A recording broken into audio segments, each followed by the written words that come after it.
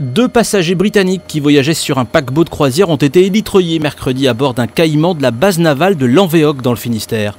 Les deux passagers âgés de 75 et 79 ans ont été évacués vers le CHU de Brest à quelques heures d'intervalle. Le bateau venait des Açores, il faisait route vers le port de Douvres en Angleterre. Le Belém, le célèbre 3 mâts, fête cette année ses 120 ans. À cette occasion, son luxueux mobilier d'époque a été restauré. Il faut dire que le navire est utilisé tous les jours par l'équipage. Les meubles d'origine s'abîmaient. Une bibliothèque, un bureau, un fauteuil en cuir et un meuble bar ont été restaurés aux ateliers de la Chapelle située près de Cholet. Une opération financée notamment par la Direction régionale des affaires culturelles. Le Belém repartira le 31 mars pour 7 mois de navigation de Nantes à Brest, puis Marseille et Tanger. Il reviendra le 4 juin dans la Cité des Ducs de Bretagne pour son 120e anniversaire et une grande parade sur la Loire.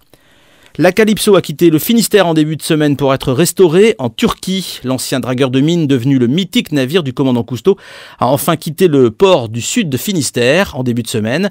Les opérations de transfert plutôt spectaculaires ont captivé plusieurs centaines de personnes sur les quais de Concarneau.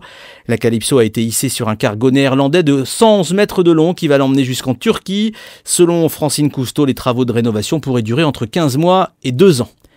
Une troisième frème livrée à la Marine nationale. La frème Languedoc, c'est son nom, sera ancrée à Toulon. La Marine en comptera 8 au total. Ces frégates sont fortement armées. Les frégates Aquitaine et Provence ont d'ailleurs escorté le porte-avions Charles de Gaulle dans le cadre de l'opération Chamal contre l'État islamique. La frème Languedoc a été construite sur le site de DCNS à Lorient.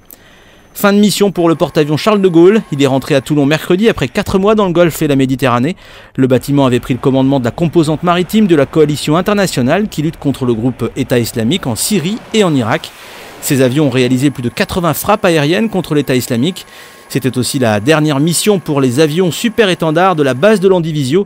Ils seront remplacés par des Rafales. 9 phares bretons ont reçu un avis favorable pour être classés au titre des monuments historiques.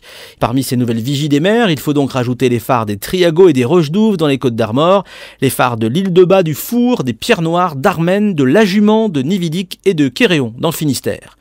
Le Versailles de la Mer, le phare de Cordouan dans l'estuaire de la Gironde pourrait intégrer le club des monuments classés au patrimoine mondial de l'UNESCO.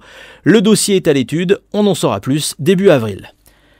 Des nouvelles de Marc Pointude, naufragé volontaire sur le phare de Thévenec au large de la Pointe du Raz. Le président de l'Association nationale pour le patrimoine des phares et balises est seul sur le rocher de Thévenec depuis plus de 15 jours. Et cette semaine, il nous invite dans sa cuisine. Il nous a préparé une purée salade bio. Un peu de sel, bien sûr. Quoi qu'on n'en manque pas dehors, parce que on a pour s'habiller et tout. Il y a tellement d'embrun, tout est salé. Quelques herbes de Provence. Il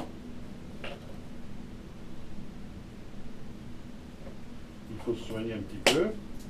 La nourriture, c'est le moral des troupes.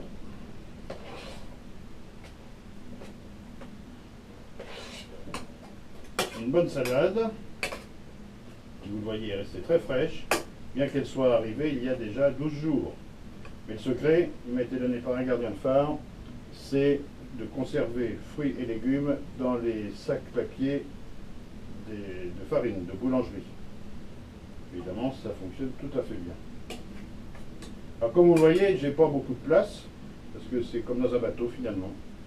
Il faut s'organiser, et puis il faut faire un peu minimum, bien sûr, dans le service, mais c'est comme ça.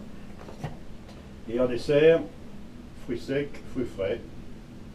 Écoutez, on n'est pas malheureux.